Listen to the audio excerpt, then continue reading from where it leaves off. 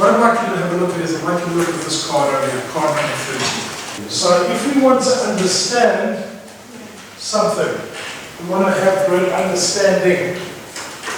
These three are directly related to it. May I ask you a question? Is there anything more powerful as a commodity for a leader than understanding? The most powerful commodity you have as a leader is probably the understanding and willingness of your people. How you get it, how you listen, how you observe, how you reach for is key. You'll notice that this is set in a triangle. That's a triangle of understanding. Now, what's interesting, how do you increase the size of a triangle? So if I want to make a triangle bigger, I would extend one of the points out here. What happens to my triangle? I would increase the area. Get the idea? If I think about a three-dimensional, I think we increase the volume. Make sense? So, if it's true, straight up, that we understand that this triangle of understanding is made up of three critical points. The first critical point is communication. The second one is affinity. And the third one is reality. So I've got communication, affinity, and reality. Okay. Sometimes when I refer to this program, I'll put those together. I'll call them ARC or ARC. How I feel about someone or something. Okay. Not infinity, that goes on and on and on. Maybe my affinity is infinite. Infinite affinity. Okay. But this is how I feel about something. I use the first example, that funny word like has become such a powerful word. I like this, or I don't like it. A scale of likeness, if you like. Okay. Reality, what is true for me, what is true for you. I smiled. I was down in Cape Town, near the waterfront parking. All these cars are going out. So I wait, and 3, 4 cars go out. But all the cars are streaming out. So there's another stream that's coming out. So after I let 4 cars go, I go. And this lady pushes her car in front of me and starts shouting, saying, "It's my turn." And I go, okay. She was behind the wall. She had no realization that I'd let 4 cars go. But what was true for her? It was her turn. Sometimes what happens to individuals is we don't appreciate each other's reality.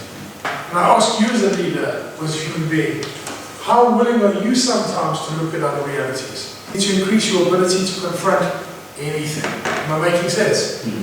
Okay. If you have a normal conversation in your life, you find out one.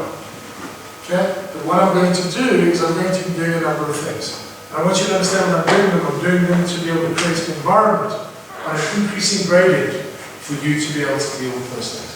Because life out there poses all sorts of problems, right? How we solve them is up to you. So what happens when a triangle reduces like that? What do we have? When it shrinks down. We have a leadership failure. We have a communication failure. We have somebody introverted. Get the idea? When that occurs, you have failed to deal with the situation. So, if I have a problem with somebody, okay, say my problem is this big, that's the size of my problem, okay? How much understanding must I create to overcome this problem? If my problem is this big, how much understanding? Just enough to overcome that problem. Just enough to overcome it. My recommendation. If I draw a problem, and the problem is that big, I should always have more understanding than the size of the problem. Why? Because the one affects the other. But if I have just enough understanding to to solve the problem. What am I left with after solving the problem? Nothing. What do I want to be left with? More. Okay. Every single interaction that you have, ask yourself the question, JT, after doing something, have I got more understanding? That really is your only primary goal every day, is when you're dealing with a member of your team, a member of your family, do I have more understanding? Because if I have that, they'll start to look after themselves. Every single time you work with someone, can you leave them on a win? Every time you interact, can you get that person feeling like they are winning when they walk away from you? Not every time. That's actually what your goal is as a leader. Can I get them to say when they walk away, even if I've had a very tough conversation with them, even if I've had to look at some really difficult things, when they leave your office, when they leave your space, when they leave that section of the plant, can they walk away and they go, I'm winning a little bit more as a result of that interaction? If you're doing that as a leader, you're doing something right. What are you doing as a leader to create that emotional engagement and commitment in your people? And how are you understanding them and their reality and their affinity? Now, most leaders who ask me that question to start say, but my job as a leader is to tell them this is how it is, I run the policy and procedures process, that's what I'm doing. I know that. That's at the very base here. That's a mechanical thing almost. On top of it, how are you creating a culture? What is your leadership response? How are you dealing with that person so that you create emotional engagement? And when I talk about emotional engagement, am I saying being soft? Am I saying letting people get away with things? No. I'm not saying that, don't get that confused. Then there's the question of ethics. So I sit down with them and say, I want to look at something over here. Now there's two sides. The one might be, as a leader every now and again, I need to turn around to my boss and say, we can't do this. This is a reality. I'm aware of the following processes. We need to make a judgment call, and this is what we need to do for the sanity of our employees and what we need to do. So every now and again, we have to say, this is how it works. So there's a time when you have to do that too. You have to make that call. That's a tough stand for a leader to make. Then the other one is to sit down and say to the guy, let's look at it. But one guy was asked, one of these more fixed cases, top salesman in the company, but he never arrives at work on time. And the problem is that he arrives late, and his boss said, even though he's the top salesman, I allow him to arrive late, what happens to the other guys? They say we can arrive late too. Interesting thing. So I sit down, the guy's name is Mark, and I say, Mark, what's the problem? And he says to me, Steve, it's my girlfriend. So I go, what do you mean? I've got this gorgeous girlfriend, long legs, beautiful, gorgeous. I get out of bed in the morning, I walk into the shower, I come out of the shower, and she says I've got to get back into bed. And so I'm late for work. So I said, so listen, this is how it works. If you persist in arriving late, this is what's going to happen. The discipline procedure is going to hit you eventually.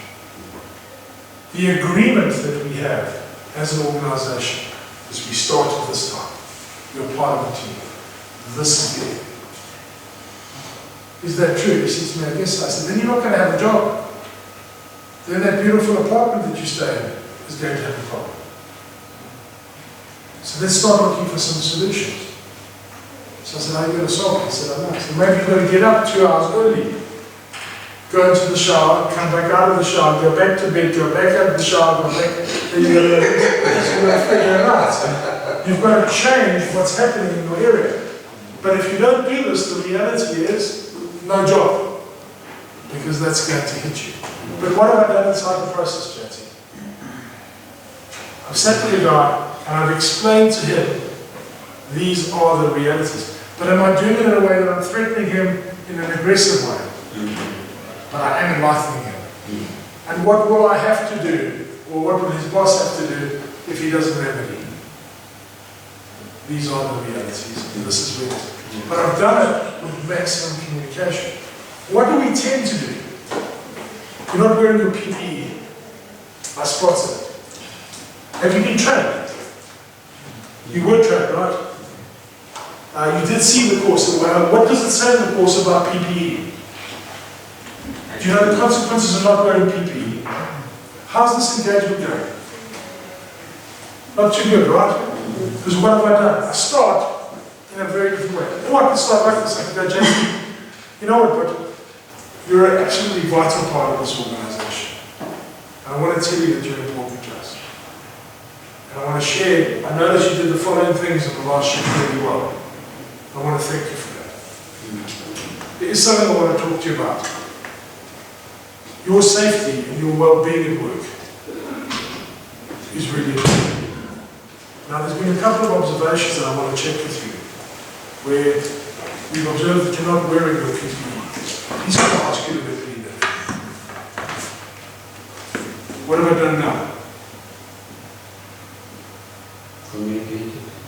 I've delivered my message. Yes, and very clear. Have I made you feel like I'm picking on you? No. I've consulted a man's willingness. And leaders forget this. Every person, if you consult their willingness, what do you have?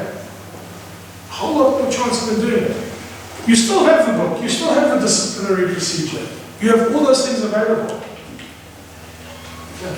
I can still mention and say, you know, typically this would be a discipline thing, but I don't want to do that. I just want to stress. And what did I do before? And before I told him about the PPE, what did I say? I found 2 or 3 good things that he's done, and I validated it. Because what's the whole point of PPE? Why is it there? That's right. This is not a bloody axe to chop the guy's head off with. I have to confront what the point is. I have to confront that reality and build agreement. You follow what I mean?